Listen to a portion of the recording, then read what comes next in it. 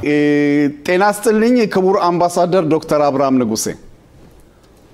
ጤና ይስጥልኝ አቶ ተስፋዬ እንዲሁም አድማጮቻችን ተመልካቾቻችን በሙሉ። እንግዲህ ክቡር አምባሳደር ያው የምንገናኘው በሃኑካ የበዓል ጊዜ ነው። በመጀመሪያ ሃኑካ ሰማያህ ለርሶም ለቤተሰቦም። የሃኑካ በዓል እንዴት ነው በእስራኤል ሀገር? እኔም እንዲሁ ለእናንተም ለአድማጮቻችን ለተመልካቾቻችንም ሀግ ሃኑካ ሰማያህ መልካም የሃኑካ በዓል እንዲሆን እመኛለሁ። የሃኑካ በዓል ጥሩ ነው። ምን ጊዜም በዓላት ጥሩ ነው። ከቤተሰብ ጋር ያገናኛል። ምግቡም መጠጡም ጨዋታው ግንኙነቱ እጅግ በጣም ደስ ይላል እና ስለዚህ በጣም ጥሩ ነው። አመጣጤ አሁን እዚህ ቅድም ከተናገርከው ለማስተካከል ብዬ ነው የመጣሁት ለስራ ጉዳይ ነው። ከስራም በኋላ ደግሞ ትክክል ነህ የረፍት ቀንም ደግሞ ጨምሬበታለሁ ማለት ነው። እሺ አመጣጡ የመጣሁት ያው የአምባሳደሮች ታላቅ ጉባኤ ስለነበረ እዚህ በኢየሩሳሌም የተካሄደ በዚያ የአምባሳደሮች ጉባኤ ላይ ለመሳተፍ ነው የመጣው። ለአጋጣሚ ደግሞ እዚያ አመት በዓልም ስለተጀመረ አመት በዓሉን ከጨርሶ መሄዱ ያስፈልጋል በሚል ነው ያለሁት። አመሰግናለሁ። እርማቱን ተቀብያለሁ አምባሳደር። እንግዲህ በእውነት የምንነጋገረው ያው እስራኤል ሀገር ሆነን ነው። በኢትዮጵያ ውስጥ ስላከናወኑት ተግባራት ባጭሩ ቢገልጹልን እስከ አሁን ካለነው ዘመን ድረስ። እንግዲህ በኢትዮጵያ ከሄድኩ አሁን አመት ከ4 ወር የሆነ ነው። ወደዚያ የኃላፊነቱን የኢትዮጵያና የአፍሪካ አንድነት ድርጅት አምባሳደር በመሆን በእስራኤል መንግስት በኩል በተጣለብኝ ኃላፊነት ከሄድኩ አንስቼ ከሌሎች የሥራ ባልደረቦች ጋር በመሆን በኤምባሲው በኩል ብዙ ስራዎችን አከናውነናል። በማከናወንም ላይ እንገኛለን። አንደኛ የመጀመሪያው ሂደት በመጀመሪያ ደረጃ ይሄን ኃላፊነት ሲቀበል እኔ እጅግ ደስ ነው ያለኝ። ምክንያቱም ኢትዮጵያ ተወልጄ ያደኩባት ሀገራችን የእውቀትም ጮራ መሰረቱን የተማርንበት ኢትዮጵያ ሀገራችን ናት። ስለዚህ የሁለቱ እስራኤልም ኢትዮጵያም ሁለቱ አገሮቻችን ስለሆኑ ሁለቱን እነዚህን ሁለት አገሮች በአንድ ላይ ለማዋሃድ የበለጠ ለማጠናከር ይሄን እድል በማግኘቴ ታሪካዊ እድል አግኝቻለሁ በሚል በደስታ ነው የሄድኩት። እንደሚታወቀው የሁለቱ አገሮችና የሁለቱ ህዝቦች ወዳጅነት ጥንታዊ እጅግ በጣም የተሳሰረ ለረጅም ዘመናት በታሪክ በባህል በሃይማኖት በሁሉም ለረጅም ዘመናት የተሳሰረ ነው። ይሄንን ሁኔታ በአሁኑ ትውልድ በዘመናዊ ሂደት ውስጥ ሁለቱን አገሮች በበለጠ ለማጠናከር ከፍተኛ ስራዎች እየሰራን ነው። አንደኛ የመጀመሪያ ሂደታችን ስራችን በምን አይነት መልክ በስንት መስመር ማካሄድ አለብን በሚል 4 መስመሮችን ነደፍን። አንደኛው ከመንግስት ለመንግስት ያለው የዲፕሎማሲ ግንኙነት እንዴት ማጠናከር አለብን።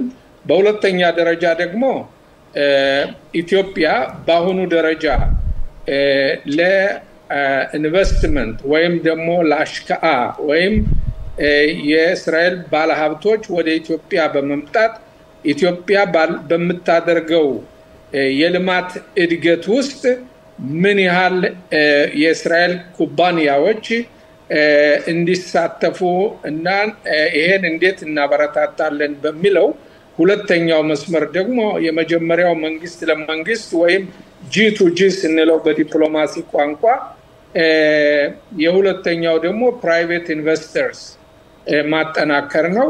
ሶስተኛው መስመራችን ደግሞ መንግስታዊ ያልሆኑ የእስራኤል የበጎ አድራጎት ድርጅቶች ለትርፍ ሳይሆን ለበጎ አድራጎት በሰብአዊነት ደረጃ እንዴት ወደ ኢትዮጵያ መጥተው አገልግሎት መስጠት ይችላሉ፣ እርዳታ ማድረግ ይችላሉ የሚለው ሶስተኛው መስመር ሲሆን አራተኛው መስመር ደግሞ ለረጅም ጊዜ ከ3000 ዓመት በላይ ያለውንን የህዝብ ለህዝብ ወዳጅነትና ለህዝብ ለህዝብ ግንኙነት እንዴት አድርገን ነው የምናጠናክረው በማለት አራተኛው መስመር ደግሞ ህዝብ ለህዝብ በሚለው ነው። በእነዚህ አራት መስመሮች በነደፍናቸው መሰረት በሁሉም ስራችን በጥሩ ሁኔታ እየተካሄደና ዛሬ እስራኤል እና ኢትዮጵያ ከመቼውም በበለጠ ግንኙነታቸው ከፍተኛውን ደረጃ ይዞ ይገኛል። በመንግስት ለመንግስት ወይም G2G በሚለው መስመር ውስጥ በሁለቱ ሀገሮች መካከል ግንኙነቱ በጣም የተጠናከረ ነው። የሁለቱ ሀገሮች ከፍተኛ ባለስልጣኖች ኢትዮጵያና እስራኤልን ጉብኝት አድርገዋል። ለምሳሌ ባለፈው የካቲት ወር ላይ በዚህ ዓመት የመሰረተ ልማት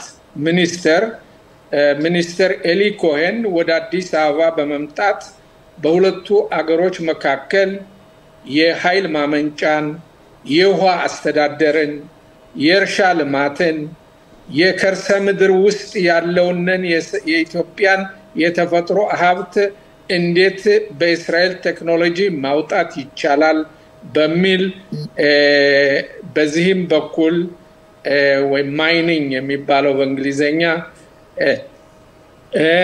ይሄን በተመለከተ በአቻቸው ከሆኑት ከኃይል ማመንጫ ሚኒስተር ጋር በአንድ ላይ በሁለቱ መንግስታት ስም አዲስ አበባ ላይ ስምምነት ተፈራርመዋል። በመጋቢት ወር ላይ ክቡር የውጭ ጉዳይ ሚኒስተር ዶክተር ጌዲዮን ጢሞቴዎስ ከታላቅ ልዑካን ጋር ወደ እስራኤል ሀገር በመምጣት በእስራኤል ሀገር ውስጥ በጣም ውጤታማና ፍሬያማ የሆነ ጉብኝት ተደርጓል። ከሁሉም ባለስልጣኖች ጋር ግንኙነት በማድረግ ጥሩ ውጤት ያለው ጉብኝት ሆኗል። በግንቦት ወር ላይ እንደዚሁ በዚህ ዓመት በግንቦት ወር ላይ የእስራኤል የውጭ ጉዳይ ሚኒስተር ጌዲዮን ሳር እሳቸውም ደግሞ ወደ ኢትዮጵያ በመምጣት መንግስታዊ የይፋ ጉብኝት በማድረግ ከጠቅላይ ሚኒስተሩም ጋር ከኢትዮጵያ ጠቅላይ ሚኒስተር ማለት ነው ከዶክተር አብይ አህመድ ጋር እንዲሁም ከውጭ ጉዳዩ ሚኒስተር ከሌሎችም ባለስልጣኖች ጋር በመገናኘት ግንኙነቱ የበለጠ እንዲበረታ ብዙ ውይይቶችና ውሳኔዎች ተደርጓል። ክቡር የውጭ ጉዳይ ሚኒስተር ጌዲዮን ሳር የእስራኤሉ በመጡበት ጊዜ ከ30 ያላነሱ የእስራኤል ባለሀብቶች በኩባንያዎች አብረው በመምጣት በኢትዮጵያና በእስራኤል ኢትዮጵያ እስራኤል ቢዝነስ ፎረም የሚል አዲስ አበባ ላይ መስርተናል። በዚህም ሁኔታ ላይ የእስራኤል ባለሀብቶች ታላላቅ ኩባንያዎች ወደ ኢትዮጵያ በመምጣት በእርሻ ልማት፣ በጤናው፣ በኢኖቬሽን እና ቴክኖሎጂ እንዲሁም በሳይበር ሴኩሪቲ በሴኩሪቲ በደህንነትም በማንኛውም ዘርፍ ብዙ ስራዎች እየተሰሩ ይገኛሉ። ሌላው በዚህ G2G በሚለው ሁኔታ የሁለቱ መሪዎች የውጭ ጉዳይ ሚኒስተሮች ጉብኝት ማድረግ ለሁለተኛው መስመራችንም ትልቅ ኃይል የሚሰጥና ሞቲቬሽኑን ለባለሀብቶች ለፕራይቬት ኢንቨስተሮች እጅግ በጣም ከፍ የሚያደርግ ስለሆነ በዚህም ሁኔታ ላይ እንግዲህ ወደ ሁለተኛው መስመር ይሆናል ማለት ነው። ወደ ሁለተኛው መስመር ከመሄድ በፊት በዚህ G2G በሚለው መንግስት ለመንግስት ባለው ስምምነት በሚለው መስመራችን ውስጥ የዓለም አቀፍ የዲፕሎማሲ ሂደትም ደግሞ ሁለቱ ሀገሮች በዓለም አቀፍ ጉባኤ ላይ እንደ የተባበሩት መንግስታት የተለያዩ የዓለም አቀፍ መድረኮች ወይም ጉባኤዎች ላይ እስራኤል ኢትዮጵያን ትደግፋለች፣ ኢትዮጵያም ደግሞ እስራኤልን ትደግፋለች። በተለይ አገራችን አሁን ያለችበት የሁለት ዓመት ጦርነት ውስጥ ብዙ ተቃዋሚዎች ጠላቶቻችን በተባበሩት መንግስታት ሆነ በተለያዩ የዓለም የጉባኤ ላይ በእስራኤል ላይ መጥፎ ውሳኔ በማስወሰን የእቀባም ሆነ ገዳ እንዲሆን ጠላቶቻችን በሚያቀርቡበት ጊዜ ኢትዮጵያ ለዚህ አብራ እስራኤልን የምትተባበር ሆና ይሄም ደግሞ ከፍተኛ ደረጃ ላይ ደርሷል ማለት ነው። በሁለተኛው በኢንቨስትመንቱ ፕራይቬት ኢንቨስተር ይሄርን እንደሆነ ዛሬ ከ120 በላይ የሆኑ የእስራኤል ኩባንያዎች በኢትዮጵያ ውስጥ በተለያዩ ዘርፎች ቀደም ብዬ በተቀስኳቸው ዘርፎች በእርሻው፣ በጤናው፣ በቴክኖሎጂው፣ በኢኖቬሽኑ፣ በውትድርናው፣ በደህንነቱ በዚህ ሁሉ ብዙ ሚና የሚጫወቱ አሉ። በሶስተኛው ደረጃ ላይ ደግሞ መንግስታዊ ያልሆኑ ድርጅቶች ደግሞ በብዛት ወደ ኢትዮጵያ በመምጣት በእርሻው ልማትም ሆነ በጤና በተለይ በብዛት በጤና በኩል ብዙ የእስራኤል ቴክኖሎጂን በመያዝ ወደ ኢትዮጵያ በመምጣት ከኢትዮጵያ ሆስፒታሎች ጋራ በአንድ ላይ በመተባበር በጤና ጥበቃ በኢትዮጵያ የጤና ጥበቃ መርሃ ግብርና ስምምነት ትብብር መሰረት በጥቁር አንበሳ ሆስፒታል፣ በአለርት ሆስፒታል፣ በጳውሎስ ሆስፒታል፣ በምኒልክ ሆስፒታል፣ በመቀሌ ሆስፒታል፣ በወሎ ሆስፒታል፣ በባህር ዳር ሆስፒታል፣ በአዋሳ ሆስፒታል፣ በጎንደር ሆስፒታል እንደነዚህ ባሉት ከፍተኛ የሆነ የአቅም ግንባታ ስልጠናም የቴክኖሎጂ ልውውጥም ልምድም ደግሞ በብዛት እየተካሄደ ይገኛል። ብዙ የኢትዮጵያ ባለሙያዎች ወደ እስራኤል በመምጣት የባለሙያነት በዚህ በጤናው በኩል ዶክተሮችም ነርሶችም እየመጡ እየሰለጠኑ ይሄዳሉ። የእስራኤልም ዶክተሮች ወደ ኢትዮጵያ በመምጣት የሚያሰለጥኑ አሉ። እንግዲህ በዚህ ሂደት ላይ ጥሩ ውጤት እየታየ ነው። በልብ ቀዶ ጥገና፣ በህፃናት በአይን ቀዶ ጥገና እንደዚሁም ደግሞ አጠቃላይ በሆነ የጤና አገልግሎት ብዙ የእስራኤል መንግስታዊ ያልሆኑ ድርጅቶች ብዙ አገልግሎት እያካሄዱ ይገኛሉ። በአራተኛው ደረጃ የህዝብ ለህዝብ በሚለው ሂደት በዚያም ከፍተኛ የሆነ የመጠናከር ሂደት አለ። አንደኛ በባህል አንፃር ይሄርን እንደሆን ባህሉን የሁለቱን ሀገሮች ባህል ለማጠናከር የኢትዮጵያ ሙዚቀኞች አርቲስቶች ወደ ኢትዮጵያ በየጊዜው ይመጣሉ። የእስራኤልም ደግሞ ሙዚቀኞች አርቲስቶች ወደ ኢትዮጵያ በመምጣት ያቀርባሉ። በዚህ ሁኔታ ከፍተኛ ጥንካሬ አለ። ቴክኖሎጂውንም በማካሄድ በኩል ብዙ የቴክኖሎጂ ባለፈው ጊዜ አሁን ባለፈው ወር የሳምንታዊ የኢኖቬሽን ቴክኖሎጂ በማድረግ በእስራኤል መንግስት ወጪ ብዙ ወጣቶች ከ120 ያላነሱ የራሳቸውን የሥራ ፈጠራ እንዲያዳብሩ ይሄ ኮርስ ተሰጥቷቸዋል። ከእስራኤል በመጡ በሙያው አዋቂ በሆኑ ሰዎች በዚህ ወርም አሁን ይሄ ወርም ከገባ የኢትዮጵያ ኢንዱስትሪዎች እንዴት ነው በብዛት ማምረት የሚችሉ ቴክኖሎጂውን በመጠቀም በሚል እንደዚህው የእስራኤል ኤክስፐርቶች ወደዚያ ባለሙያዎች በመሄድ አንድ ሳምንት እንደዚህው የኢንዱስትሪ 4.0 የሚለው የኢንዱስትሪ የአመራረት እድገትና ብዛትን የሚያሳይም ደግሞ ስልጠና ተካሂዷል። በህዝብ ለህዝብ በሚለው ሁኔታም ደግሞ ባለፈው ወር ከ20 ያላነሱ በኢትዮጵያ የተለያዩ ሚዲያ ወይም የቴሌቪዥን፣ የሬዲዮ፣ የጋዜጣ ባለሙያዎች ሲኒየር ጆርናሊስትስ ወደ እስራኤል ሀገር መጥተው የእስራኤልን ተጨባጭ ሁኔታ አይተው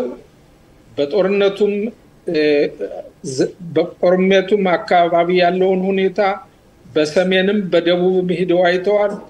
በፓርላሜንቱም ደረጃ እስራኤል ምን ያህል ዲሞክራሲ መሆኗን በህዝቡም ያናኗር ሁኔታ እስራኤል ምን ያህል ሁሉን በሃይማኖት የማትለይ በዘር የማትለይ ሁሉንም እኩል መብት በመስጠት የህግን የበላይነት በማድረግ ሁሉም የህግን የበላይነት በመያዝ ሁሉም በመብቱ እንደሚተዳደር ሃይማኖተኞችም የተለያዩ ሃይማኖቶች የክርስትናም የእስልምናም የሃይማኖትንም ሆነ ሌሎችንም ሃይማኖት የሚከተሉም ሁሉ በእኩልነት በመብት ሃይማኖታቸውን የሚያመልኩ በሆኑን እስራኤልም የዲሞክራሲ ሀገር መሆኗን የማንኛውንም የሃይማኖት የቅዱስ ቦታዎች ጠብቃ የምትኖርና የምትጠብቅ መሆኗን ይሄን ሁሉ በማየት ተመልሰው ወደ ኢትዮጵያ በመሄድ ያዩትን እውነቱን በኢትዮጵያ በተለያዩ ሚዲያዎች ላይ ለህዝቡ አቅርበዋል፣ በማቅረብ ላይ ይገኛሉ። ይሄም ለህዝብ ያለውን ግንኙነታችን ወይ ፐብሊክ ዲፕሎማሲ የምንለውን አጠናክሮት ይገኛል። በዚህም ብዙ እያጠናከርነው እንገኛለን። እንግዲህ ክቡር አምባሳደር በእውነት የመጨረሻ ያሉት በጦርነቱ ሰዓት የነበረውና አሁን ያለው ትኩረት ለየት ያለ መስሎ ይታያል። እዚህ የነበሩት የሚዲያ ዘገባዎች ኢትዮጵያም ተመልሰው ሄደው በእውነት ያዩትን በመመስከራቸው በተለያየ ሚዲያዎች ተከታትለናል። ልዩነቱም እንደዚሁ እየታየ ነው። በዚህ ሳናመሰግን አናልፍም። ዶክተር አብርሃም ንጉሴ የመጨረሻ ጥያቄ የሚሆነው ያው ሰፋ ያለ ፕሮግራም ስለሆነ ነው።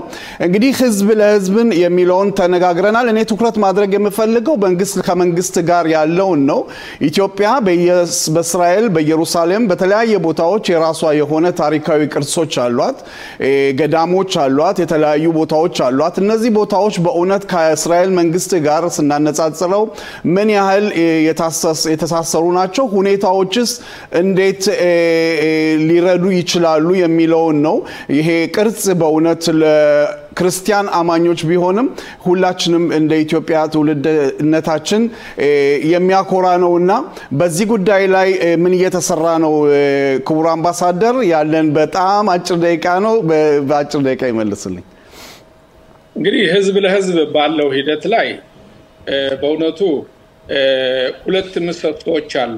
የኛን የሁለቱን ሀገሮች አጠናክረው የቆዩና አሁንም በማጠናከር ላይ ያሉት አንደኛው ምሰሶ ኢትዮጵያ ከጥቁሩ ማህበረሰብ ከአፍሪካ ብቸኛዋ በእስራኤል ሀገር ንብረት ያላት ሀገር ናት።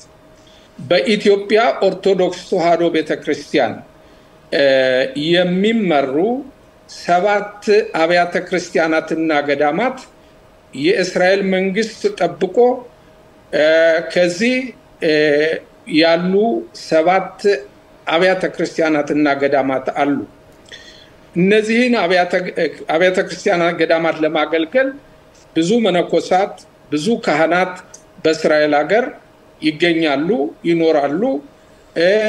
በየጊዜውም ደግሞ ከኢትዮጵያም ሆነ ከሌላ ሀገር ያሉ ምእመናኑ አማኞች እየመጡ ይጎበኛሉ እስራኤልን።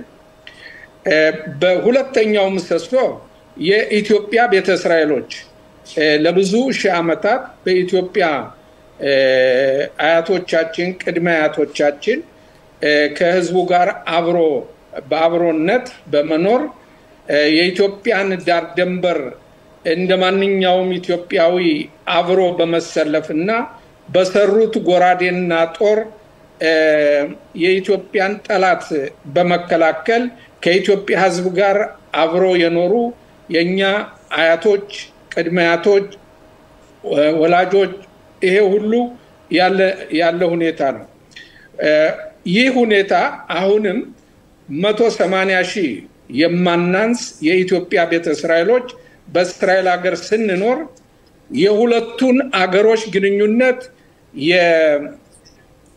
የህያው ድልድይ በመሆን ሁለቱን አገሮች በደንብ እናስተባብራለን ማለት ነው ወደዚያም በመሄድ ጉብኝት ይደረጋል ማለት ነው ስለዚህ አሁን ኢትዮጵያ የእስራኤል መንግስትም ይሄንን እዚህ በእስራኤል ሀገር የሚገኘውን በኢየሩሳሌም የሚገኘውን የቤተ ክርስቲያን ንብረትም ምንም እንኳን የይዞታ ጥያቄ ከግብጽ ጋር ያለው ንትርክ ብዙም የማያንቀሳቀስ ቢሆንም መንግስት የወሰደው እርምጃ ምንድነው ስታቱስ ኮ ወይም ባለህርጋ በሚል ኢትዮጵያ ያዘችውን የኢትዮጵያ ኦርቶዶክስ ቤተክርስቲያን ያዘችውን በመያዝ በዚህ ሁኔታ ላይ ባለህርጋው መሰረት ትገለገላለች ማለት ነው ቤተክርስቲያኗ ለአንዳንድ የድሳት ችግሮች ስላሉ በእስራኤል በህይወት ለመነኮሳትም ሆነ ለካህናት አደጋ እንዳይደርስ የእስራኤል መንግስት ወጭ በማድረግ ቤቶችን አሳድሰዋል አሁንም ያሉ ችግሮች ደግሞ በእስራኤል መንግስት ወጭ እንዲታደሱና እንዲጠገኑ በሂደት ላይ ነው ያለው ክቡር አምባሳደር በእውነት ለነበረን ቆይታ በጣም አመሰግናለሁ ከሰዓት እጥረት ነው ብዙ ብንናገር ብንጠያየቅ ደስ ይለኝ ነበር ለሰጡት ሰፊ ዘገባ እያመሰገንን መልካም የሥራ ዘመን ይኑርልዎት መኻኑካ ሰሚያህ ክቡር አምባሳደር አመሰግናለሁ ኻኑካ ሰሚያህ ለሁሉም አድማጮቻችን ተመልካቾቻችን እንዲሁም ለቴሌቪዥን ሰራተኞች በሙሉ አሜን እንግዲህ ዶክተር ጸጋ መስመር ላይ ትገኛለች የክኔሴት አባል ዶክተር ጸጋ ፈንታውን ጤና ይስጥልኝ አቶ ተስፋዬ እንዲሁም ጤና ይስጥልኝ ተመልካቾች እንደምን ዋላችሁ ጤና ይስጥልኝ ኻኑካ ሰሚያህ መልካም የኻኑካ በዓል ዶክተር መልካም የኻኑካ በዓል በእውነት ይሄ ልዩ የሆነ የመብራት በዓል ለመላው የእስራኤል ህዝብና ለመላው ዓለም ብርሃንን እመኛለሁ እንግዲህ ባለው ተጨባጭ ሁኔታ ሁላችንም ትኩረት የምናደርገው እለት ከሚወጡት ዜናዎች ነው የኻኑካም በዓል በኢየሩሳሌም አካባቢ ከትላንትና ጧትም በእውነት ተዘዋውሬ አይቼዋለሁ እንዴት ነው ባንቺ በኩል ካለው ሁኔታ ጋር ከእንግዲህ ያለነው ሁኔታ የጦርነቱ ሰዓት የተኩስ አቁም ስምምነትም ቢሆን ኢየሩሳሌም በትላንትና ዕለት እንደውም ከሰሞኑ ተጨናንቃ ነበር በቱሪስቶችም በአገር ውስጥም ያሉት ቱሪስቶች በዛን ጀምር ብዬ ነው ዶክተር በጣም ጥሩ አቶ ተስፋዬ በመጀመሪያ ደረጃ በእውነት ትክክል ነህ አልተሳሳትክም በተለይ በርዕሰ ከተማችን በኢየሩሳሌም በርካታ ጎብኚዎች አሉ አሁን እኔ የምገኘው ዛሬ ሐሙስ ቀን ምልአተ ጉባኤ የለም ክነሴት ያለው ክነሴት ነው እና በርካታ ልጆች በግሩፕ በቡድን እየሆኑ ይመጣሉና በጣም ደስ የሚል ነው ከዛ በፊት ግን በዚህ አጋጣሚ መግለጽ የምፈልገው እኛ የኢትዮጵያ ቤተ እስራኤሎች የኻኑካ በዓል አልነበረንም በኢትዮጵያ በነበርንበት ሰዓት ምክንያቱም የኻኑካ በዓል ከሁለተኛው ቤተ መቅደስ መፍረስ ጋር የተያያዘና ያ ለአንድ ቀን አይበቃም የተባለው የወይራ ዘይት 8 ቀን መብራት በማብራቱና ከዛም ደግሞ ጀግና ሐመካቢም የምንላቸው ከጠላት ጋር ተዋግተው ያሸነፉበት ነው የኛ ህብረተሰብ ቤተ እስራኤሎች ወደ ኢትዮጵያ የሄድነው የመጀመሪያው ቤተ መቅደስ እንደፈረሰ ስለሆነ ይሄ ከዛ በኋላ ያሉ በዓላት ኻኑካ አልነበረንም ግን እስራኤል ሀገር ከመጣንበት ጊዜ አንስቶ በደስታ ከወገናችን ጋር ከህዝባችን ጋር ባንድ ላይ የምናከብረው ሲሆን በተለይ ደግሞ ልጆቻችን በተለይ እኔ ማስተዋወሰው ልጆች ትንሽ ይያሉ በጣም የሚወደድ በዓል ነውና በዚህ አጋጣሚ እንኳን አደረሰን እንኳን አብሮ አደረሰን ዶክተር እንግዲህ በእውነት ባሳለፍነው ሳምንት ማክሰኞ ጀምሮ በእስራኤል በተለያዩ ሚዲያዎች በተለያዩ ቻናሎች እንግዲህ ሲሯሯጥ የነበረው አንዳንድ ምስሎች በኤርሼባ ከተማ አንዳንድ ክስተቶች አሉ በህብረተሰባችን በኩል ይሄ ክስተት እንግዲህ በእኛ ህብረተሰብም ስለሆነ እርግጠኛ ነኝ ታሪኩን ተከታትለሽዋል ብዬ ገምታለሁ ባንቺ በኩል የዚህ የቤርሼባ ጉዳይ ነው መስሎ ይታይሻል ዶክተር ትንሽ የመስመር ችግር አለ መሰለኝ አቶ ሽሎሞ ነው ማየው ያለው እኔ እየሰማሁሽ ነው ቀጥይ አቶ ሽሎሞም መስመር ላይ ናቸው መሰለኝ አቶ ሽሎሞ ከኛ ጋር ነው ተናስተልን ጸጋ ተናስተልን አቶ ተስፋዬ እንደምን አላችሁ ተናስተልን አቶ ሽሎሞ እሺ ዶክተር ለጥያቄ መልሲስ እንግዲህ በመጀመሪያ ደረጃ እቺ ልጅ ሃይማኖት ካሳው እኔ ምለው ጠፋች አልልም ተጠልፋለች ነው ምለው ምን ጊዜም ቢሆን አንድ አመት ከ10 ወር በሙሉ ከተጠለፈችበት ጊዜ አንስቶ አለመገኘቷን ይሄን ሁኔታ ከቅርቡም በመከታተል ጽፋትም በመሄድ በክነሴት አባልነቴ ስለ ሃይማኖት ካሳው የማደርገውን እንቅስቃሴ ታውቃላችሁ በየጊዜው እንዳትረሳ በክነሴት ምልአተ ጉባኤ ስለ ሃይማኖት ካሳው ንግግር ማሰማት በኮሚቴዎች ውይይት እንዲካሄድ ውይይቱም የሚስጥራዊና ግልጽ የሆነ ውይይት አለ ያም ሲካሄድ ቆይቷል በፍለጋውን በኩል ከዛም በአፍጋና ብዙ ተሳትፎችን አድርጌያለሁ እንዲያውም የሚገርማችሁ በክነሴት የሃይማኖት ካሳው ጉዳይ የኔ ጉዳይ ተብሎ ነው የሚወሰደው ለምን እኔ በዚህ ጉዳይ ከፍተኛ ትኩረት ነው የምሰጠው ነገር ግን በእስራኤላውያን በኩል የዚች ልጅ ጉዳይ ትኩረት አልተሰጠበትም አሁን ግን እነሆ ከትላንት ወዲያ ምሽት አንስቶ ትላንትና በሙሉ የእስራኤል የመገናኛ ዘዴዎች ቴሌቪዥኖች በሃይማኖት ነው ዜናቸው ሁሉ የጀመሩት ዛሬ ሙሉ ቀን ስለዚህ ነው ውይይት ያለው ሌላው በቤርሼባ የታየው ሁኔታ በተመለከተ ምርመራ ላይ ስለሆነ ምርመራውን ላለማበላሸት ሲባል መናገር የተከለከለ ነውና ይሄ ምርመራው ውጤቱን እስከምናገኝ ብንጠብቅ ደስ ይለኛል ህጉም አይፈቅድልኝም አቶ ተስፋዬ እንግዲህ ዶክተር በእውነት እንዳልሽው ያው በሚዲያዎች ስለ ሃይማኖት ከጧት እስከ ማታ ሲዘግቡት የከረሙት ነው ከሁለት ቀን በፊት አሁንም እንደዚሁ ያው ሚዲያዎች የሚችሉትን መናገር የሚችሉት ይቺ ልጅ ደግሞ የቤርሼባዋ ታሪክ እሷም የራሷን የሆነ ምስክር የሰጠችበት ምስሎች እየታዩ ነው በአሁን ሰዓት ይቺ ልጅ ያውን የቤርሼባዋ ጉዳይ እንግዲህ ሁለት ታሪክ ነው የቤርሼባ ታሪክ ለየት ባለ ሁኔታው ቤተሰብ እንግዲህ እናትየው ብቻዋንና ልጆች ብቻቸውን እንደነበሩ ነው የሚያሳየው በዚህ ጉዳይ ላይ የመንግስት ድርጅቶች ለቤተሰቡ የሰጡት እርዳታ አለ በአሁን ሰዓት ለቤርሼባ ጉዳይ በአሁኑ ሰዓት እንደገባይ ከሆነ ብዙን ትኩረት የተሰጠው በምርመራው ላይ ነው ሁላችንም እንደምናውቀው ቀደም ከነበረው ምርመራ በከፍተኛ ሁኔታ ጉዳዩ እንዲመረመር በተለይ ከባድ የወንጀል ድርጊቶችን የሚመረምረው ለሃብ 433 የተባለ የፖሊስ ሰራዊት ልዩ አካል ምርመራ በማካሄድ ላይ ነው ያለውና ይሄ ነው ከዛም ሁላችንም እንዳየነው ከቤተሰቡ ጋር ከልጅቱ ጋር ሁሉ ቤርሼባ ድረስ በመሄድ ብዙ ተነጋግረዋል ነገር ግን የመጨረሻው ውጤቱን እስከምናይ ድረስ ትንሽ ብንቆይ መልካም ነው ለምንድን ነው ያልኩት ይሄንን አንደኛ በህጉ መሰረት መጠበቅ አለብን ህግ ማክበር አለብን ዋናው ዓላማችን የመጨረሻው ዓላማ ምንድነው ሃይማኖት እንድትገኝ ነው እና በዚሁ ብንተው ጠለቅ ብለን ባንገባ ደስ ይለኛል ለምን ጠልቻ አይደለም ግን ህግን መተላለፍ የለብንም ምርመራውም እንዳይጓደል በትክክል ዶክተር አቶ ሽሎሞ በጥያቄ ካለዎት በዚህ ጉዳይ ተናስለ ዶክተር ጸጋ እና ይስጥልኝ አቶ ሽሎሞ እኔ እንኳን ማወቅ የፈለኩት አሁን የሃይማኖት ጉዳይ በሰሜን እዝ ሲደረግ ከነበረው ምርምር ወደ 433 አልፏንና ጉዳዩም ያለፈው ባለሳሳት ባለፈው አንቺም ባደረግሽው ጥረትና የሃይማኖት ካሳው አባት ቤን ግብሪን ካገኘው በኋላ መሰለኝ አሁን እንዳንቺ እንደምትዩ በርግጥ በቤርሼባ ጉዳይ ምርመራ ስላለ ብዙ መናገር አይቻልም ግን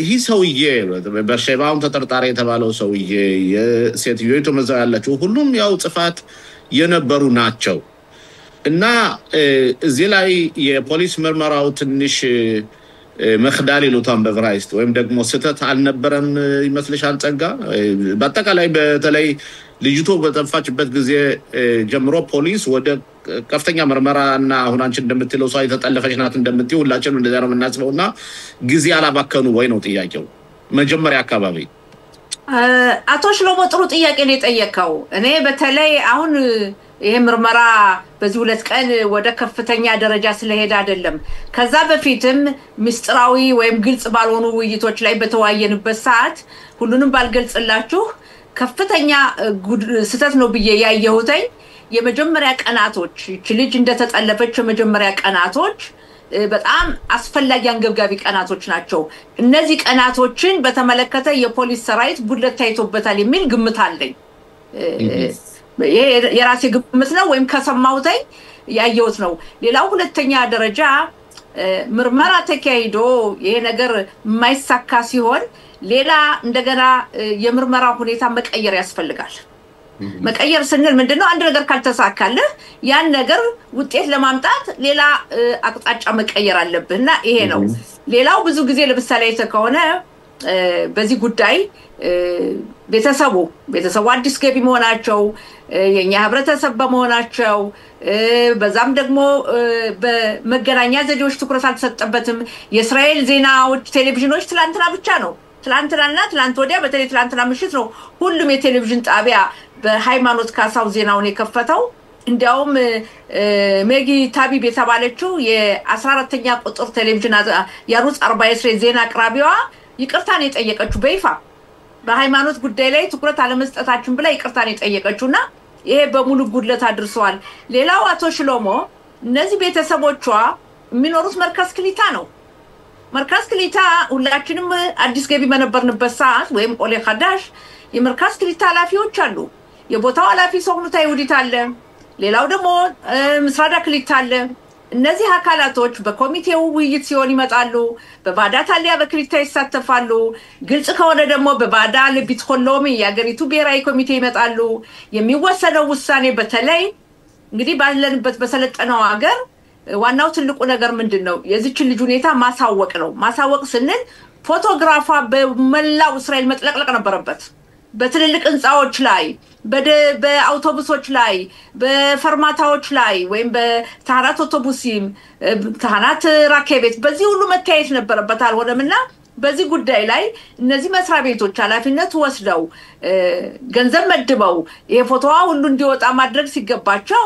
ባለፈው ጊዜ በጣም ተቆጥቼን የተናገርኩት እኔ በኮሚቴው ላይ አቶ ተስፋዬ ነበርክ እንኳን አይታል ለምን ኃላፊነታቸውን እንኳን አልተወጡም ዶክተር ጸጋ ሌላው ጥያቄ እዚህ ላይ መጠየቅ የምፈልገው በአሁን ሰሞኑን በሚደረገው ምርመራ እንደሰማሁት ከሆነ እዛው አካባቢም አንድ የሃሪዲ ማህበረሰብ ወጣት ልጅ እንደዚሁ ጠፍቷል እና የሱን ልጅ ጉዳይ በተመለከተ አሁን ፖሊስ በልዩ ቴክኖሎጂ ምርመራ ጀምረናል ተብሏል እና ለዚህ ልጅ ልዩ ቴክኖሎጂ ምርመራ እየተደረገ ከሆነ ለምን ነው ለሃይማኖትስ በእንደዚያው አይነት የልዩ ቴክኖሎጂ ምርመራ የማይደረገው ወይስ እየተደረገ ነው ምን ምታውቂው ነገር አለሽ አንቺ እንግዲህ እኔ ምነግራችሁ በግልጽ በይፋ መነገር የሚቻለውን ብቻ ነው ምነግራችሁ በመጀመሪያ ደረጃ ይሄ ልጅ ሞሺ ይባላል ሞሺ አዎ የ14 ዓመት የሃሪዲ ልጅ ነው ይሄ ልጅም ከጠፋበት ጊዜ አንስቶ የሃሪዲ ልጅ በመሆኑ በእስራኤል ትኩረት አልተሰጠበትም ወላጆቹ አልሰማውም አቶ ሽሎሞ ትክክል ነሽ ማለት ነው አዎ የሚገርምህ ወላጆቹ በሃይማኖት ምክንያት ስብሰባ ይመጣሉ እዚህ ባዳ በሚመጡበት ሰዓት ያሳዝነዋል የግል ገንዘባቸውን የግል ሆኬር ፕራቲ የምንለው የግል መርማሪ በመውሰድ ቤታቸው ሁሉ ሽጠናል አሉ የሚከፍሉት ገንዘብ እና የዚህ ልጅ ሁኔታ በጣም የሚያሳዝን ነው ሌላው የሚያሳዝነው በጽፋት ከተማ ከሃይማኖት ጋር 5 ሰው መጥፋታቸው ነው ይህ ከተማ በጣም ትንሽ ከተማ ነው በዚህ ቦታ ላይ የሚጠፉ ሰዎች ለማግኘት በጣም ቀላል ነው ለምን ካሜራ ማድረግ ይቻል ነበር ማጽሌማ መብራቶቹ በጉልህ እንዲሆኑ አካባቢው በቂ መብራት የለውም እንግዲህ መርካዝ ክሊታውን ታውቀዋለህ አቶ ሽሎሞ አቶ ተስፋይም ታውቁታላችሁ እኔ በነገራችን ላይ መጀመሪያ እስራኤል ሀገር እንደመጣሁ በሁለት ቀን 4ኛ ወር 84 ዓመተ ምህረት የተስተናገድኩበት መርካዝ ክሊታ ነው ተመልከት የኛ ህብረተሰብ ብዙ እንደነበራችሁ አስተዋውሳለሁ እና እስካሁን ድረስ ያ ቦታ በቂ መብራት የለውም ጽፋት እያንዳንዱ ከተማ በእስራኤል ሀገር የመውጫና የመግቢያ ሁለት ቦታ አለው እያንዳንዱ ከተማ በመውጫውና በመግቢያው ካሜራዎች አሉ በጽፋት የለም መቼናው ማስቀመጥ የጀመሩ የሃይማኖት መጠረፍ ከታወቀ ወዲ ነውና ከፍተኛ የሆነ ጉዳት ታይቷል ሌላው አቶ ሽሎሞ ጠየቀ ጥያቄ በመርመራው ጉዳይ ላይ በተወሰነ ደረጃ የእስራኤል መረጃ ድርጅት ሻባክ የምንለው በህጉ መሰረት ጣልቃ የሚገባባቸው የተወሰኑ ነጥቦች ናቸው ነገር ግን የፖሊስ ሰራዊት እርዳታ ባስፈለገው ቦታ ላይ በዚህም ጉዳይ መዘርዘር አልፈልግም በሃይማኖትም ገብቷል ሙሉ በሙሉ መረከብ አይችልም እርግጠኛ ነኝ ህጉንም ታውቀዋለህ ነው አሁን ያለው የሞሺ ጉዳይና የሃይማኖት ጉዳይ ተመሳሳይ ነው ሁለቱም የደካማ ህብረተሰብ አባል ናቸው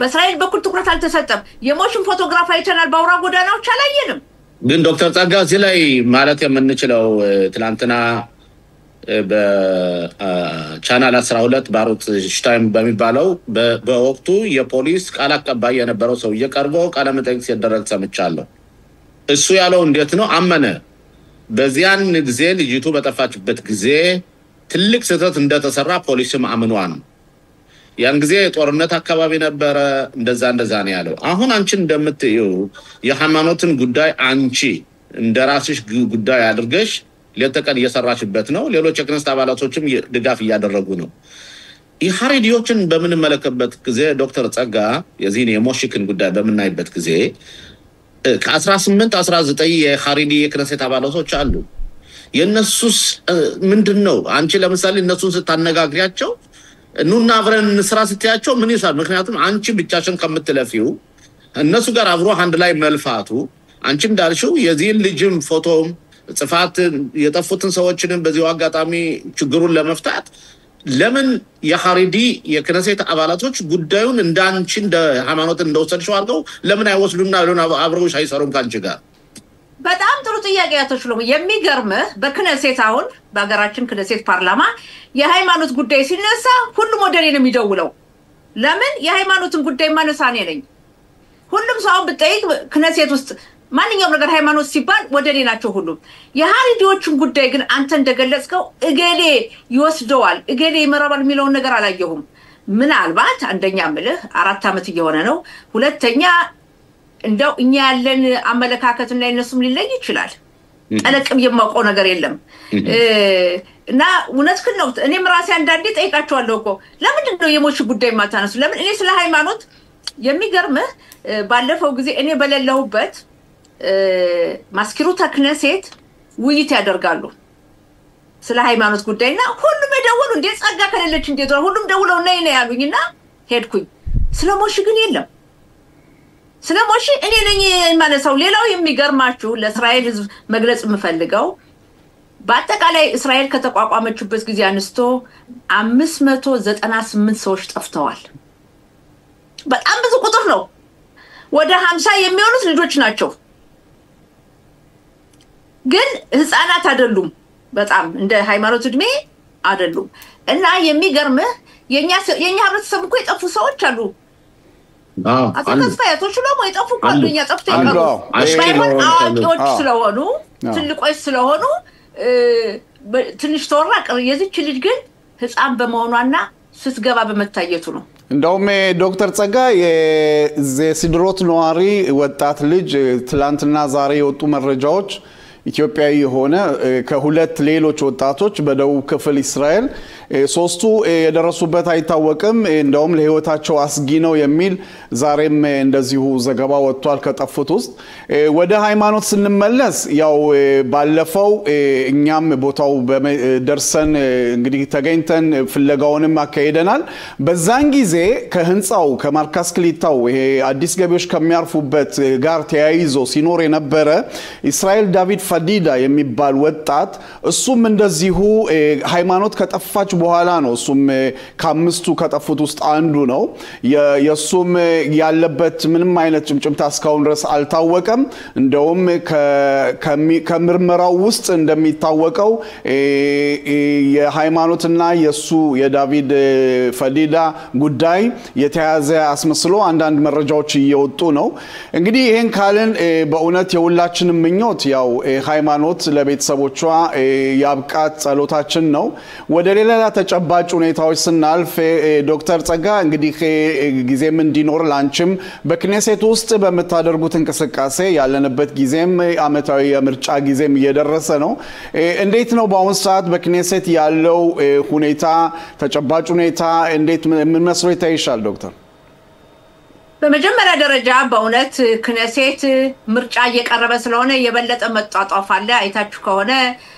የፓርላማ አባሎቻችን በጣም መሟሟቅንታ ያለ አንዱን ማውቀስ አንዱን ከነበረው ውጪ ይታያል ሌላው ክኔሴታችን የተወሰነለትን ጊዜ ይጨርሳል አንድም ሰው አላሰበም መንግስት ይበተናል ተብሎ ነበር ክኔሴታችን ይቀጥላል መቀጠሉ አይቀርም ሌላው የክኔሴት ጉዳይ ልተውና በትላንትና ሁለት ጠቅላይ ሚኒስትራችን የሰጡት ጋዜጣዊ መግለጫ ሀገራችን እስራኤል በብዙ ቢሊዮን ለግብጽ ጋዝ ለመሸጥ መወሰኗ የእስራኤልን ኢኮኖሚ የበለጠ ያጠናክረዋል ምንም እንኳን ጦርነት ላይ ብንሆንም የእስራኤል ምጣኔ ሀብት በጣም ጠንካራ ነው ጦርነት ሆኖ ምጣኔ ሀብታቸው ባለም ከፍተኛ እድገት ካሳዩት መካከል በሶስተኛ ደረጃ እስራኤል ናት ሲል ኢኮኖሚስት የተባለው ጋዜጣ ከጥቂት ቀናት በፊት አውጥቷል ወደ ፓርላማ ስራ ስንመጣ ይህንን ስራ ልግለጽላችሁ በቅርቡ አንድ ህግ አስተላልፍ ያለው በመጀመሪያ ዙር ድምጽ መስጠት ይሄው አፖትሮፖስ ይባላል አፖትሮፖስ ምንድነው ያልንዶ አንድ ሰው ራሱን በራሱ ማስተዳደር የማይችል ከሆነ ምንድነው የሚሆነው ተወካይ ሰው አለው ወላጆች ሊሆን ይችላሉ ያረጁ የጤና ችግር ያለባቸው ሊሆን ይችላል ወታደሮች ቆስለ ይሆናል ይሄ ህግ ተደነገገው በ1962 ዓመተ ምህረት ነው እንደ አውሮፓውያን ዘመን አቆጣጠር ይሄ ህግ ሲደነገግ ገንዘቡን የሚያወጡ ሰዎች ለምሳሌ ከቢታው የሚሰጥ ይሆናል ወይ ምስራዳ ቢታውን ለወታደር ሊሆን ይችላል ኃላፊነቱን ይወሰዱ አፖትሮፖስ የምንላቸው ማውጣት የሚችሉት 500 ሸቀል በቀን ነው እና ይሄ ሁኔታ አሁን ባለንበት ቴክኖሎጂ ባንክ መሄድ አያስፈልግም ካርቲስ አስራለ ብዙ ነገሮች አሉና ይሄ ነገር በጣም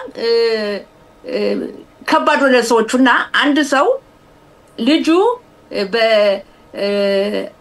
በጾኬታን በ2014 ዓመተ ምህረት የቆሰለበት ሙሉ በሙሉ አልጋ ላይ ያለ ልጁ የመከላከያ ሚኒስትሩ ጉዳቱን አውቆ ቤተሰቡ ተወካይነት ተቀብለው ገንዘብ ይሰጣቸዋል የልጁ መድኃኒት በወር 3000 ሸቀል ነው አባትየው ማውጣት የሚችለው በቀን 500 ሸቀል ነው የ3000 ሸቀል መድኃኒት ለመግዛት 6 ጊዜ ባንክ መሄድ አለበት ሌላ ነገሮችም ለመግዛት እንዲሁ ስለዚህ ሰውየው ምን ጠየቀ ለምን በቴክኖሎጂ አንጠቀምም ካርቲስ አሽራይ ወይም ደግሞ በኢንተርኔት ለምን አንጠቀም ብሎ ሲጠይቅ ባንኮች ምን አሉት ህጉ ካልተቀየረ አይቻልም አሉ አታምኑ ሞት ያሉን ይባላል በቅርቡ ታዩት ይሆናልኝ በቴሌቪዥን ይቀርባል መጨረሻው ሙሉ በሙሉ ስናጸድቀው ይሄ ግለሰብ ጠየቀኝ እርጅኝ ባክሽ አሁን በፊት በ11 አመት ውስጥ ወደ 80 የክኔሴት አባላት ጠይቄያለሁ ሁኔታውን አልተቀበሉኝም ማለት እኔ ባንድ በኩል እሺ ማለት ፈለኩ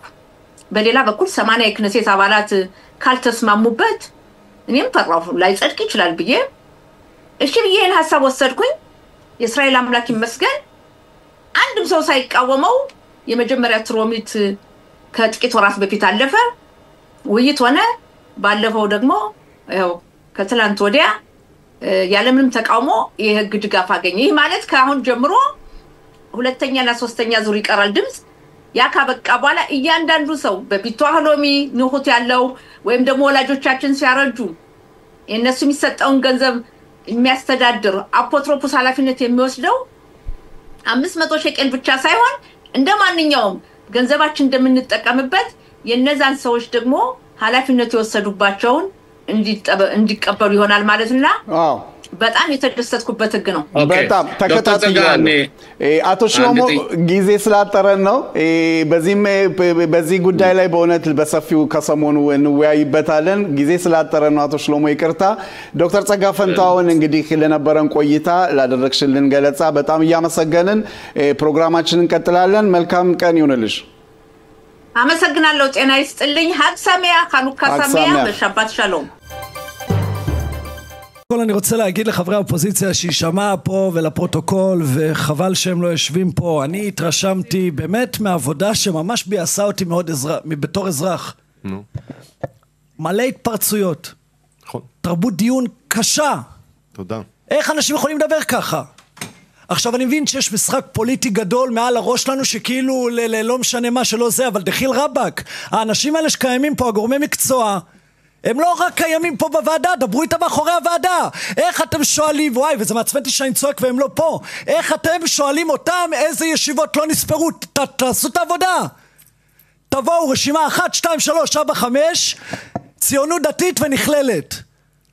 מה זה הדבר הזה? זה מחרפן אותי, כי אנשים הגיעו מכל הארץ, משפחות שכולות, אני הייתי חדר ליד יונה.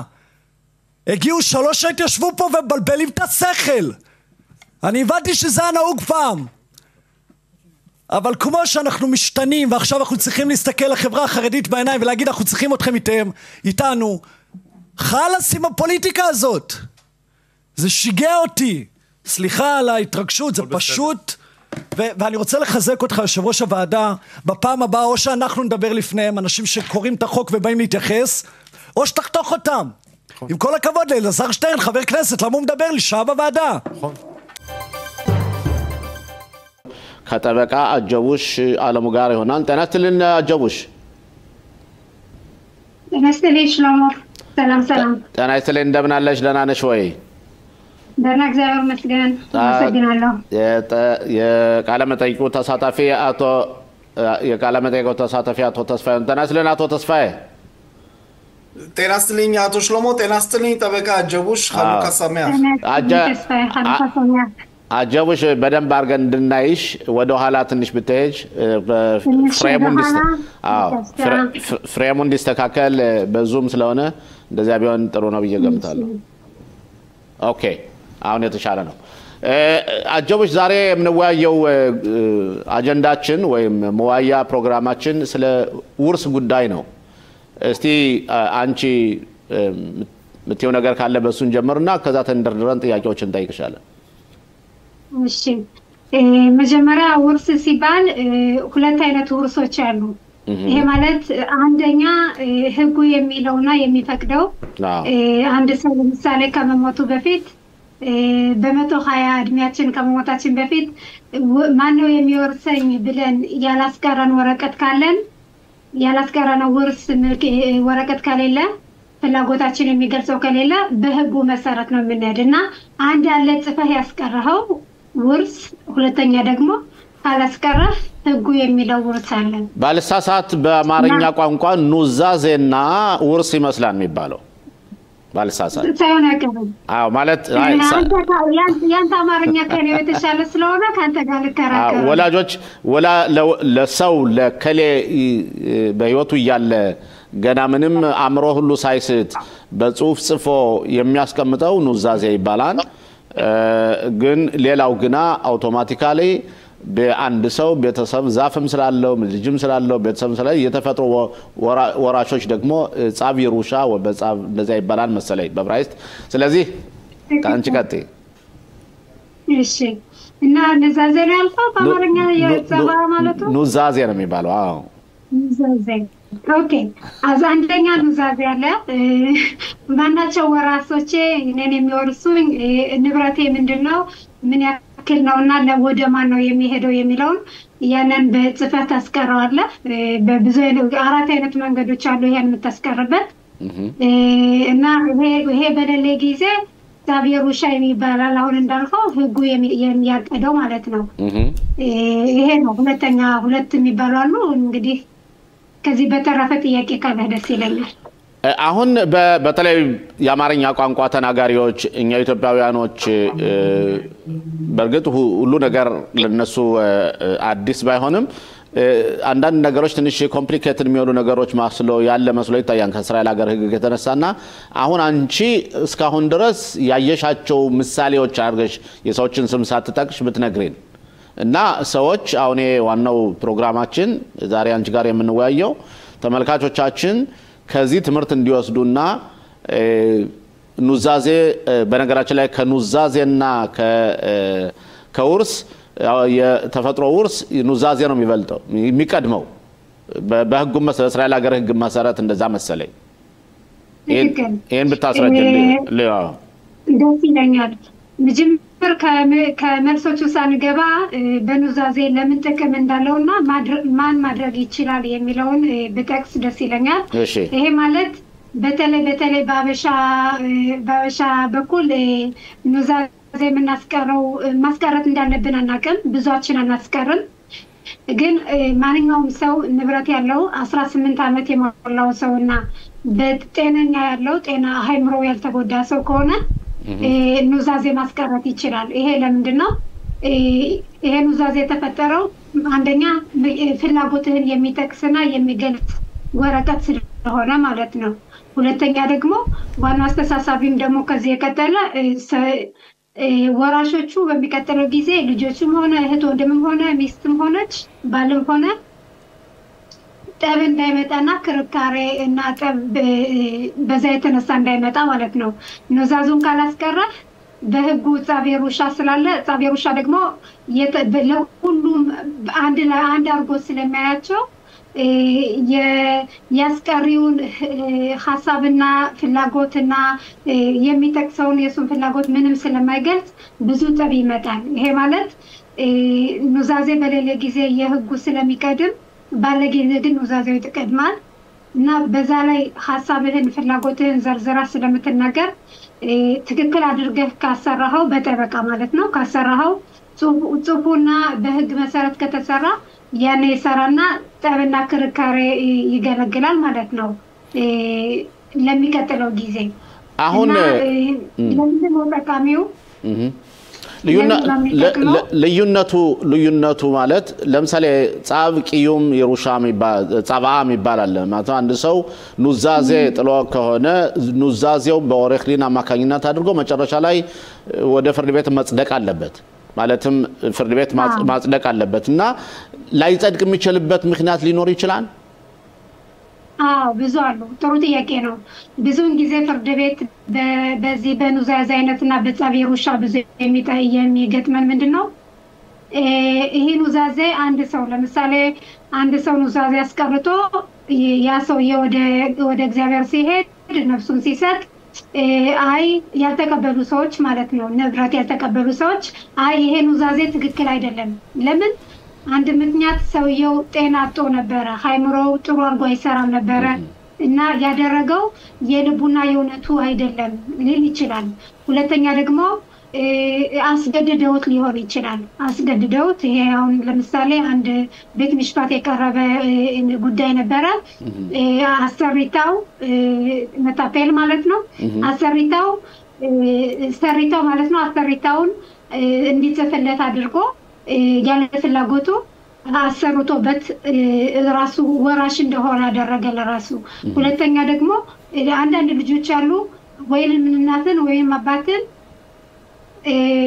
ቀረብ ብለው ከሌላ አስወጥተህ ለኔ ብቻ አውርሰኝ ብለው አሳምነው ለሱ ብቻ እንዲወርስ እሱ ብቻ ወራሽ እንዲሆን ያደረጉ ሁሉ አሉ ለምሳሌ ያነ ቤት ምሽፋት ሲደርስ ፍርድ ቤት ሲደርስ ምንድነው ፈራጁ ሾፌቱ ምንድነው የሚያው ይሄ ነገር ከልቡ ነው ወይ የነበረ ይሄ ነገር ለማድረግ ችሎታና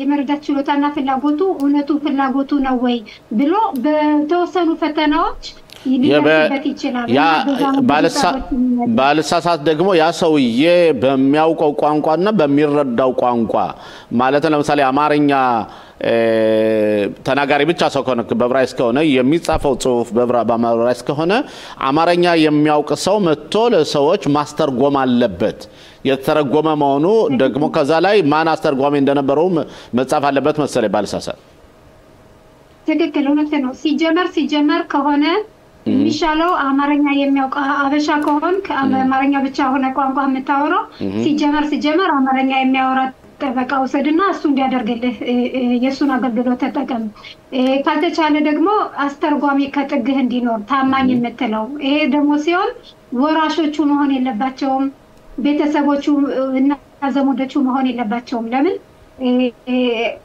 ሁሉ ነገር ሊያሳስቱና ሊቀያየሩት ስለሚችሉ ለነሱ ወደነሱ ገፋ ሊያደርጉ ስለሚችሉ 100% ፍላጎትህና በትክክል በጽኑ ቦና ያደረከው ነው ብለን ማመን ስለሚከብደን አስተርጓሚውም ሆነ ጠበቃውም ሆነ ዘመድ መሆን የለበትም ሲጀመር ኤድ ደግሞ የሚባል አለ አይቶ ኬን እሱም ራሱ ዘመድና ወራሽ መሆን የለበትም ኦኬ ሁላ ተመጣጣት ካወጣቸው ትክክል ነው ብሎ ይገኛል ኦኬ አሁን ወደ ጻብ የሩሻ ስንሄድ ማለትም የተፈጥሮ ወይም የመንግስቱ ህግ ጻብ የሩሻ የሚቀበሉት ሰዎች አንድ ሰው ለምሳሌ ሁለት ሚስት ከነበረው ከመጀመሪያ ሚስቱ ልጆች ካሉት አሁን ካለችው ሚስቶቹ ልጅ ካለው እና እንዴት ነው የሚከፋፈሉት እኩል ነው የሚከፋፈሉት ያባትየውን እንዴት ነው የሚሆነው በዚህ ላይስ ልጅ ነው ጥሩ ጥያቄ ልጅ ስለሆነ ከዛች ወለድ ከ3 ከ5 ብትወልድ ልጆች ናቸው ያንተን ንብረት የሚወስነው ልጆች የማናቸው የሚለውን ያንተን ክፋይ ያንተን ግማሽ ልጆች ማለትም የኔን ድርሻ ማለት ነው የኔን ድርሻ ሁሉት ልጆቹ ከዚህ ሀገርም ያሉት ውጪ ያሉም ልጆች ካሉ ይካፈላሉ ማለት ነው ያ ማለት ልጅ አለ ማለት አይደለም የታወቁ ልጆች እንዳለ ይካፈላሉ ለዛም ነው ብዙ ጊዜ ያንን ተፈካስቀረክ የተፈታሃት ሚስትም አትካፈልህም ጓደኛ አይነት ብላት አብረህ የምትኖርህም አትካፈልህም ለዛ ነው ሁሉ ጊዜ ማናቸው ወራሾች ብለህ ግዴታ ማስቀመጥ ያለብህ ለምን በህጉ መሰረት በጻብ የሩሻ ሚስትህም ልትካፈልህ ትችላለች ምን እንደሆነ ሁሉ ማረጋገጥ ያስፈልጋል አባል ሚስትህም ልትካፈልህ ትችላለች ተፋታችሁ ካልተጨረሳችሁ ጓደኛ አይነት ያልካት አብረሃት የምትኖርም ባትኖርም እሷም ትከፈልሃለች ማለትም በዕብራይስጥ የዱዓ በጽቦር ይባላል ህዝብ የሚያውቃት ሚስቴት የ80 ሚስቴ ባትሆንም እኔ ካረፍኩ በኋላ እሷ የመካፈል መብት አላት ማለት ነው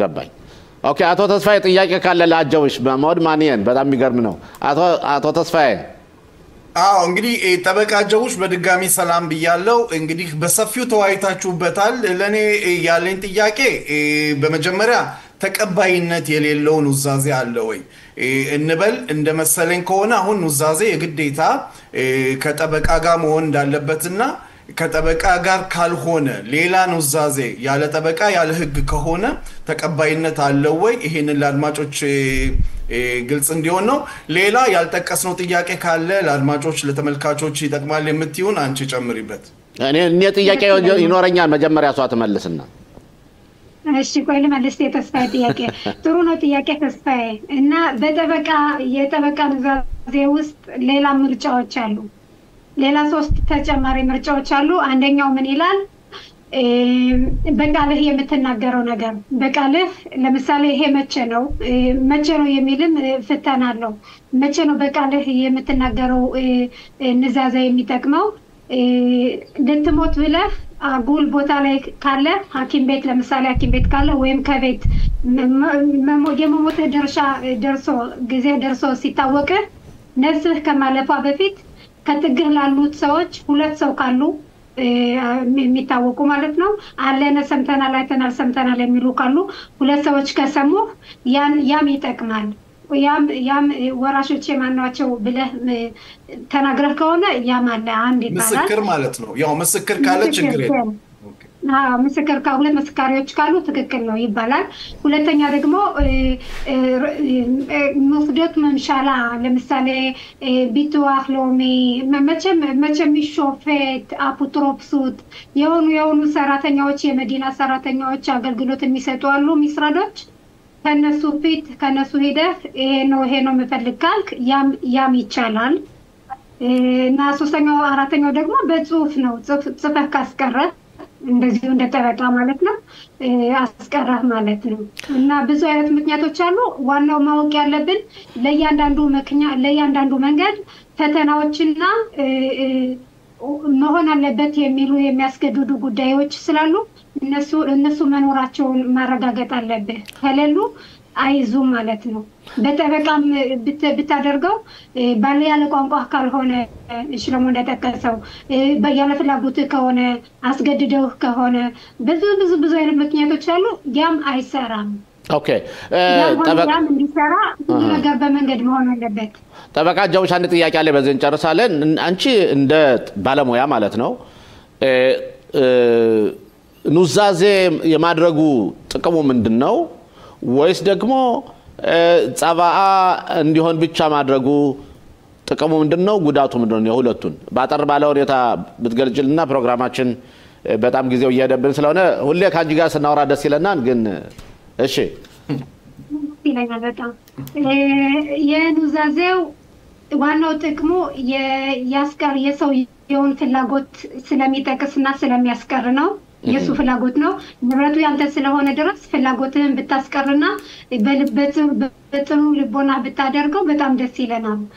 ለተቀባዮችም ላንተም ራሱ በጣም ደስ ይላል። ሁለተኛ ምክንያት ደግሞ ጣጣ ያበዛም በኋላ ሲቀጥል ለወራሾቹ ጠብና ክርክር አያመጣም። የዛኔ ይሄ ከሌለ ለምንድነው ይሄ ካለ ቤት ምሽፋት ክርክርና ገንዘብ ማቃጠል ሁሉ ስለሚያጎድልባቸው ከዛ ሁሉ ስለሚያድናቸው ይሄ ጥሩ ነው ብለን እናስባለን።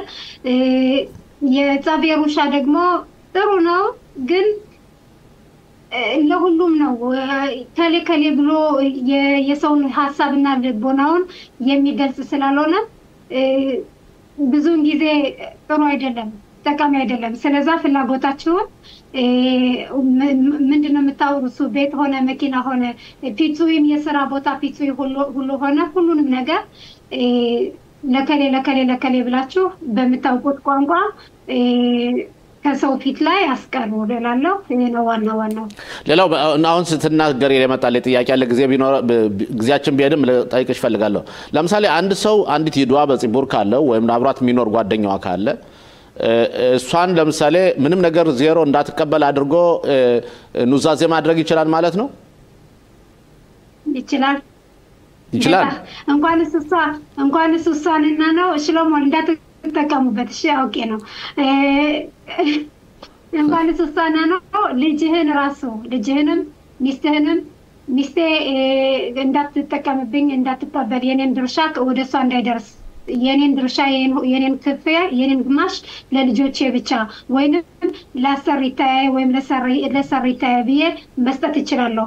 ፍቃድህ ያንተ ነው። ማንም ሰው የሚያስገድድህ የለም። ይሄ እኮ ነው ዋናው ነገር። ለምን ጠቃሚ ሆኖ የተገኘ በዚህ ምክንያት ያንተን ፍላጎት ብቻ ስለሚገልጽ ለፈለከው ሰው ለጎረቤትህ ራሱ ወይም ለማታውቀው ራሱ ለአሙታ ራሱ መስጠት ይችላልህ። ያ ማለት የራሷን ድርሻ የሴትዮቱን ድርሻ ግን መንካት አይቻልም። ነው እሷ የራሷን ድርሻ አንተ የራስህን ድርሻ። ኦኬ ጠበቃ ጃውሽ በጣም እናመሰግናለን አብረሽን ስለነበረው ቆይታ።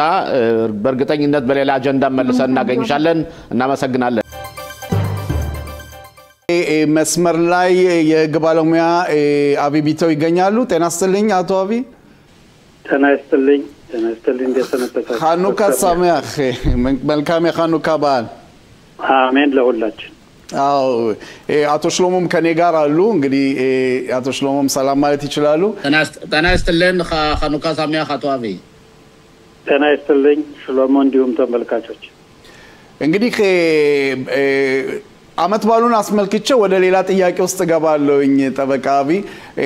ይሄ አመት ባል ብዙውን ጊዜ ሲታወስ ለእስራኤሎች በጣም ድፍረትን የተሞላበት ተስፋ የሚሰጥ ብርሃን ያለው የተለያዩ የጀግኖችን ስም የሚያስጠራና በዛን ጊዜም በታሪክ ቤተ መቅደሱን ከነበረው የግሪክ ህዝብ ላይ ነፃ ያወጣ በጣም ረጅም አመት ያለው አመት በዓል ነው። ይሄን አመት በዓል ባስመለከተ አሁን ያለንበትን ዘመን ስንመለከት ከዚህ ጋር ስናነጻጽረው ምን መስሎ ይታየዎታል ጠበቃ? እንግዲህ የእስራኤል ህዝብ በረጅም ታሪክ ውስጥ በሃይማኖቱም በህዝባዊነቱም በአገሩም በምድሩም እንግዲህ ይህች ሀገር እግዚአብሔር ለህዝብ እስራኤል ቃል የገባላት ሀገርና ለአብርሃም የሰጣት ሀገር መሆኗን ሁላችን እናውቃለን፣ እንገነዘባለን። ይሄ ሲባል ይሄ መብራት የሚመራበት ብዙ ታሪክ የሚጠበቅበት ሀገር ነው። ሆኖም ግን የእስራኤል ጠላቶች ደግሞ እኛን በሰላም እንዳንኖር ብዙ የሚቆጠቁጦች አሉ። ስለዚህ የእስራኤልን የሚጠብቅ አያንቀላፋም አያንጎላችም እንደተባለው ሁሉ ይኸውና በዳር በድንበር አገሪቱ በሰላም ተጠብቃ ትላንትን የተወሰደው ባዛ ላይ ደግሞ ከፍተኛ ወታደራዊ እርምጃ ነው። ይህ ሁሉ በአንድ ላይ ሲጠናከርና ሲጠበቅ እግዚአብሔር ያለው ቃል ኪዳን እየደረሰ ነው ማለት ይቻላል። አመሰግናለሁ አቶ አቢ። እንግዲህ በእውነት ባለነው ዘመን ውስጥ ያው የመጨረሻው ወር ላይ ጠቅላይ ሚኒስትር ቢንያሚን ኔታንያሁ ከፕሬዝዳንት ዶናልድ ትራምፕ ጋር እንግዲህ የሚጠበቀው ግንኙነት ምን መስሎ ይታያል? ጠቅላይ ሚኒስትር ቢንያሚን ኔታንያሁስ ባላቸው ባለፈው እንግዲህ የላኩት ለፕሬዝዳንቱ የላኩት የይግባኝ ደብዳቤ ወይም ደግሞ የይቅርታ ደብዳቤን አስመልክቶ በዚህ ውይይት ላይ ትኩረት ይደረጋል ተብሎ ይጠበቃል። ይሄ ውይይት በእውነት ምን ያህል ሚና ይጫወታል ብሎ ያስባሉ? እንግዲህ እስራኤል በዚህ ባጭር ጊዜ አመቷ ውስጥ ራሷን የቻለች ሀገር ናት። ህግና ደንብ የተጠበቀባት የዲሞክራሲ ሀገር ናት። አሜሪካም ሆነ ማንኛውም አውሮፓ ሀገር በእስራኤል ውስጥ ደረጃ ገብተው ህጉን ቀይሩ፣ ምህረት አድርጉ የሚል የመጀመሪያ ጊዜ ነው ፕሬዝዳንት ትራምፕ ያመጡት። ይሄም እንግዲህ የመረጃ ምንጮች እንደሚያመለክቱት ጠቅላይ ሚኒስትሩ ባመለከቱት መሰረት ትራምፕ እስራኤል ፕሬዝዳንት ምህረት እንዲያደርጉ ለጠቅላይ ሚኒስትሩ አቅርበዋል። ሆኖም ግን ምህረት ማለት ወይም ክስን መሰረዝ የሚደረገው አንድ በወንጀል የተጠረጠረ ግለሰብ ሆነ ጠቅላይ ሚኒስትር ማንኛውም ፕሬዝዳንት ከዚህ በፊት ጠቅላይ ሚኒስትር የነበሩት ፕሬዝዳንት የነበሩት የገንዘብ ሚኒስቴር የነበሩት እንደዚህ በወንጀል ተጠርጥረው ፍርድ ቤት ገብተው ፍርድ ቤቱ ወስኖባቸው በእስር ቤት የቆዩበት ሁኔታ አለ። አሁን ደግሞ ጠቅላይ ሚኒስትሩ ይህን ሁሉ 8 አመት 10 አመት ሊሆን ነው ውርደትና ሂደት ላለመጨረስ ሲባል ማድረግ የነበረባቸውን ነገሮች ማድረግ ነበረባቸው። አሁንም ምህረት ስጡ ሲሉ አዎ በዚህ ነጥብ ተሳስቻለሁ፣ ይሄንን የእስራኤልን ህዝብና የእስራኤል መንግስት ይቅርታ አደርጋለሁ፣ ስለዚህ ፕሬዝዳንቱ ይቅርታ ያድርግልኝ ቢሉ አቃቤ ህግ የጠቅላይ ሚኒስትር የመንግስት አማካሪም ሁሉም መርምረው ለፕሬዝዳንቱ ይሰጡ ነበር፣ ፕሬዝዳንቱ ያቀርቡ ነበር። አሁን በዚህ ወር መጨረሻ ላይ ጠቅላይ ሚኒስትሩ ወደ አሜሪካ ሲያመሩ ይሄንም ሊነሳ ይችል ይሆናል። ፕሬዝዳንት ትራምፕ አሁንም ደግሞ ሊያሳስቡ ይችላሉ እንጂ የእስራኤልን መንግስት አስገድደው ወይም ፕሬዝዳንቱን ወይም ህገ መንግስቱን ሊያስቀይሩና እንዲሁ ለስሙላ ለጠቅላይ ሚኒስትሩ ምህረት እንዲደረግላቸው ሳያምኑ ቢደረግ ነገር የለም። ጠቅላይ ሚኒስትሩ ምህረት ለመቀበል ከፈለጉ አንደኛ አዎ ስህተት ተሰርቷል ሊሆንም ይችላል፣ ስለዚህ በዚህ ነጥብ ይቅርታ ጠይቃለሁ እና በጥቅምት 7 ቀን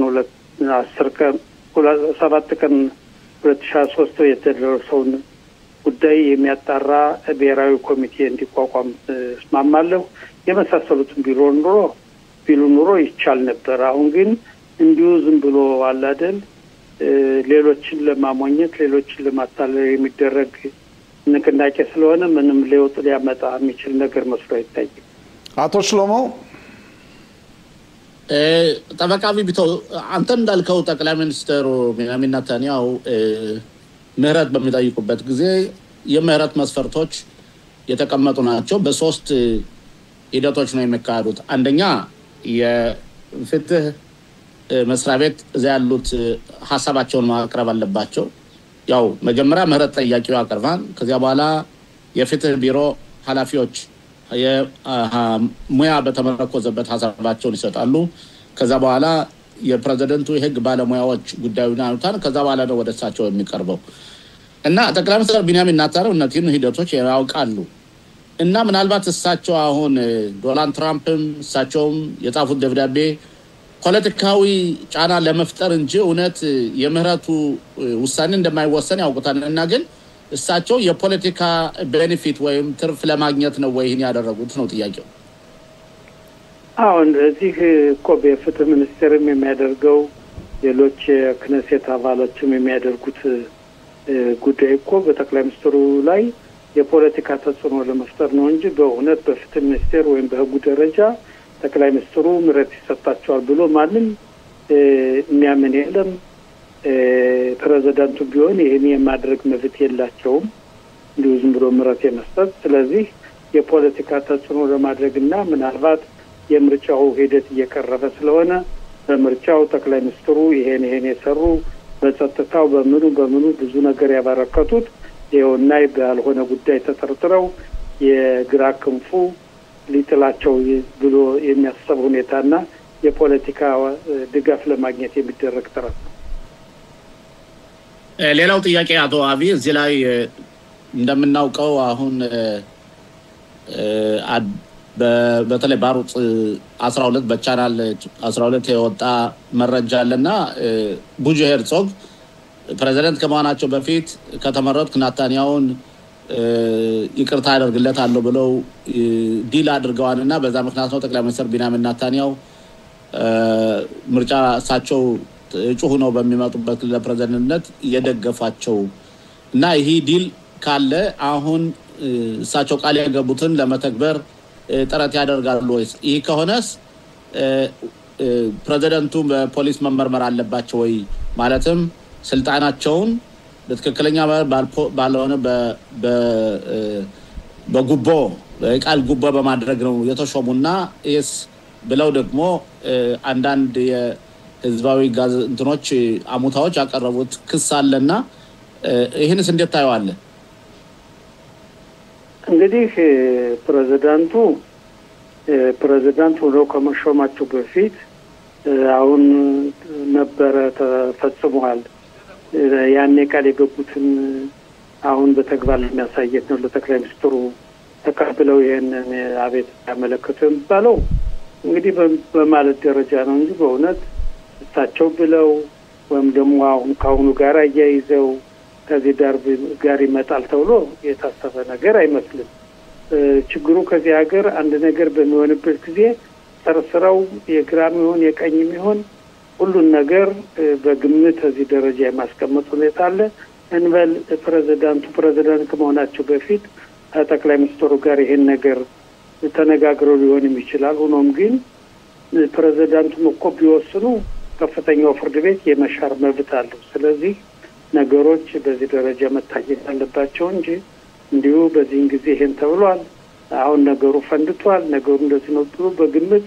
ሁሉን ነጎዳ መስደድ አስፈላጊ መስሎ አይታይም እንግዲህ ፕሬዝዳንቱ ቢሆን ጠንቀቅ ማለት አለባቸው ምክንያቱም እሳቸው የሚወስኑትን በከፍተኛው ፍርድ ቤት ሊሻር ስለሚችል ነገሮችን ዋጣ አድርጎ ጠቅላይ ሚኒስትሩም ሆነ ፕሬዝዳንቱ ነገሮችን በደንብ ተወያይተው በእውነትም ጠቅላይ ሚኒስትሩ ህጉን በሚጠብቅ ደረጃ ምህረት ቢያቀርቡና ፕሬዝዳንቱም በህጉ መሰረት ምህረት ቢያደርጉላቸው የህዝብ እስራኤል ፍላጎት ነው ሆኖም ግን ሁሉም እንደዚህ በመሸዋወድ የሚሳካ መስሎ አይታይም የህግ ባለሙያ አቢቢታው ጠበቃ አቢቢታው በእውነት እንደወትሮ ለሰጡን ሰፊ ዘገባ ያመሰገነን መልካም ሳምንት ለርሶም ለቤተሰቦም የኻኑካ በዓል ይያለን እንሰናበታለን መልካም ቀን አሜን አመሰግናለሁ ለእናንተም እንደዚህ መልካም ቀን ክነሰት ላይ እየተደነገገ ያለውን ህጎችን በተመለከተ ነው በዛሬው ዕለት ለምሳሌ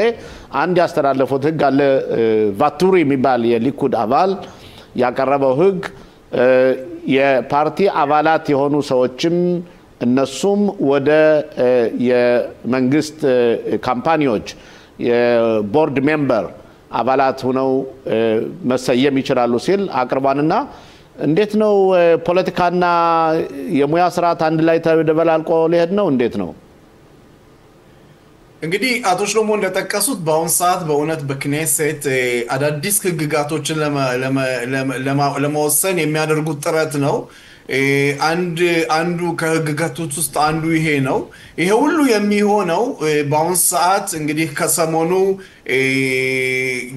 የገዢው መንግስት የህግ አማካሪዋን ያው ከስራ ለማግለል ባደረገው ሙከራ ከፍተኛ ፍርድ ቤቱ ይሄንን ነገር አቁሞታል ከስራ እንዳትባረር ያለው ሁኔታ አለ እንግዲህ ይሄ ሁሉ የሚሆነው ይቺ የህግ አማካሪ በቅርብ ነገሮችን የማሰላሰል ሁኔታ ውስጥ የሌለች